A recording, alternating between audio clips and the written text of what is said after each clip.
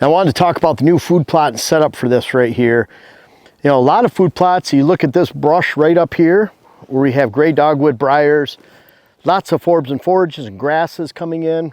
And we would start by spraying this 2 weeks ago, 2,4-D Roundup. We'd spray it again in a month. And then by the end of July, we'd spray it a third time, and that's when we'd throw seed on the ground. And we'd get it to this stage right here, except everything be dead. By the end of July, we'd throw our seed down and have a great crop.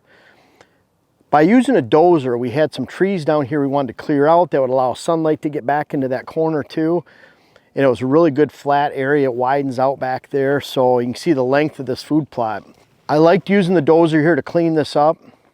We were able to take a little bit from this higher side, give it over here, so that we could plant up into the hill a little bit more without the risk of erosion. So a lot of purposes for using a dozer right here, but that being said, we could have used this even if it was a little thinner. We could have sprayed this 3 times. By using the dozer, we got it down to dirt. We set back the weeds considerably, almost like disking, plowing heavily through here and turning things over. So we had weed growth come up over the last 3 to 4 weeks. We just hit this with 2,4-D in Roundup, and that'll smoke out every one of these weeds. It's really nice. It's mid-May, and in about 3 weeks to 4 weeks time, right around in there, early June, we're going to be throwing buckwheat down on this area, and we're continually watching for weeds. If we have weeds again, we'll hit it with Roundup, 2 quarts per acre of glyphosate will hit this area, but we can just throw buckwheat right down on the soil, and you can see even some of the dozer marks here, the dozer tracks right through here. And by experience, done this for a long time. I feel like I'm getting old, but 25 years, meaning that when you have these bulldozer tracks, we throw buckwheat down there for a summer crop, you'll get buckwheat growing in rows of that dozer track. That's where the moisture pools, that's where the seed falls into.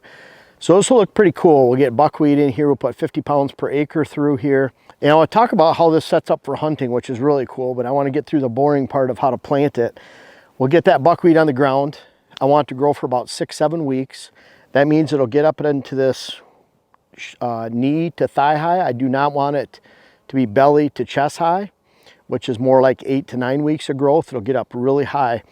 And what we're doing when it's about in this height right here, we'll watch it, is I'm going to put our Dual Threat 365 down on 1/2. And that'll give us a solid line of brassica through here with a base of clover. And then I'll be using on the other side, I want that same base of clover, our perennial plot power. It's got clover in it, 4 different types of clover, birchfoot trefoil, alfalfa, and chicory. So it's got a really good blend. The percentages that we need to have, we did a lot of testing in the past 20, 25 years ago with chicory and exactly what you needed for a nurse crop. But bottom line is, we'll have a little bit of an experimental coverage on that side with the perennial base, perennial plot power, which is here too, in brassica. Then we can have those 2 green strips going through here that'll be great for hunting this fall, ultimately establishing clover for next spring, which would be incredible for turkeys. My friend Colin was turkey hunting last weekend. He shot a beautiful tom right over here. So in fact, he went all the way down below in the ravine to get out of the turkeys that were up here and sneak up the hill to them right around in here, belly crawling, and eventually it worked out for him. So it was pretty cool. We'll get this into clover, and that's the end goal. That's how we're getting it to that point. It'll be weed-free, total volume. This is a very skinny strip here. We only average about 20 feet wide times about 100 yards. So we're looking at 6,000 square feet, let's say right around 1/8 of an acre is what it'd be. So not a lot. So we want it just to be a pass-through plot. This alone isn't that great, but when you have the water hole that's 150 yards in there, and then 70 to 80 yards past that, a 2-acre food plot, and a water hole way down there about 300 yards, and then big bedding area creation in here, then it's that outside movement where we can expect a buck to come up here, slip right through here, all kinds of gray dogwood. We have red cedars to plant up here in these pockets. So a lot of cover filling in here, and a lot of growth already taken, early successional growth in here. So we can come in, have the winds in our face, or we can sit in one of these trees right here, blow our scent off the ridge system, come in and post daybreak stand entrance, and that'll be a perfect stand entrance for getting here in the morning and then getting out midday. Of course, we can hunt back up here in the evening. And something's really cool is you can check in a link in the description about the Redneck Ghillie blind and the offer we have on that. But that ghillie blind, we have a platform. We have it on a sled that comes from Redneck. We'll drag it from where I shot my turkey, because I shot my turkey out of it this spring about 3 weeks ago. We'll drag it all the way across the farm. It drags really easy behind a four-wheeler or a side-by-side. And we'll put it on a level platform right up there between those two humps of dogwood. And that's what I'm really excited about. That's our trail system up there for access along here. We can go right to the back of the ghillie, and then we have this cluster of briars and honeysuckle, and I love it because it pinches the deer right down here at about 28 yards. This is a thin spot. There's a beautiful mock scrape location right over there. So we kind of have it all set together with a little pinch point, mock scrape system.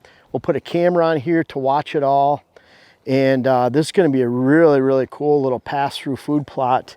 And we're going to get in very easy. We expect great things out of this year.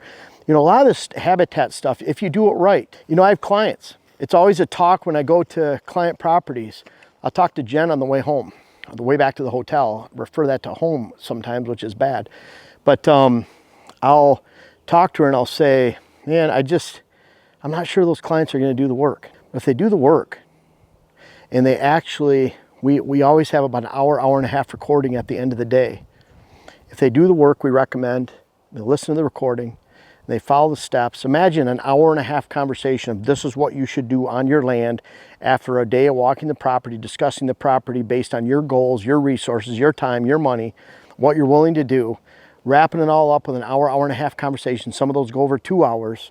My day is usually about a 9.5, 10-hour day.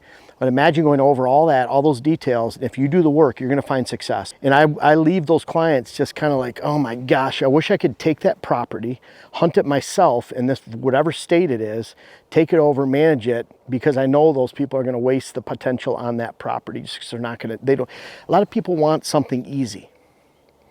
This is just a small segment of our property and what we're doing, but it fits in with everything else. And that's where that digital land management platform, I encourage you guys to check that out. Look at whitetailstrategy.com.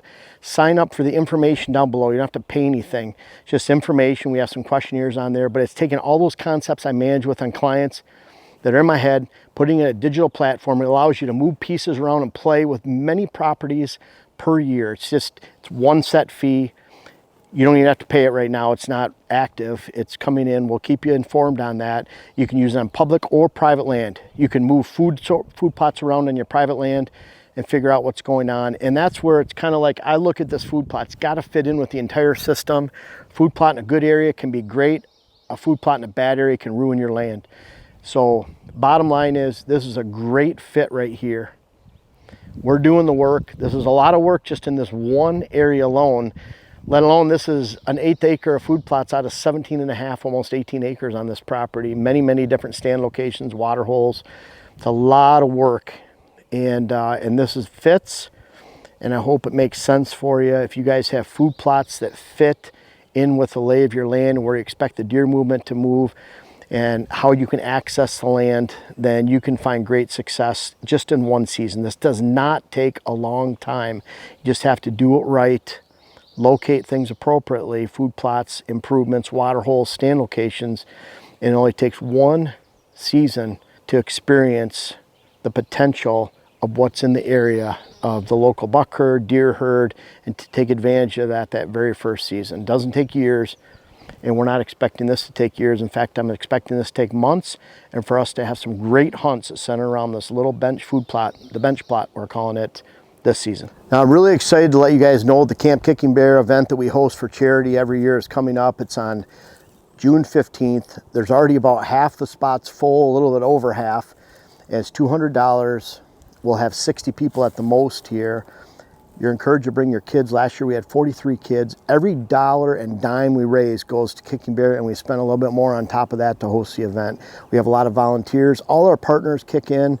We have some incredible door prizes when you come and show up, and we also feature a $100 times 100 people hunt giveaway that we have here at the farm. We host you. We have a lot of fun, and really need to check it out. Those spots are going fast for either the hunt or the Habitat Day. It's at 10 a.m. on that Saturday, and we hope to see you there.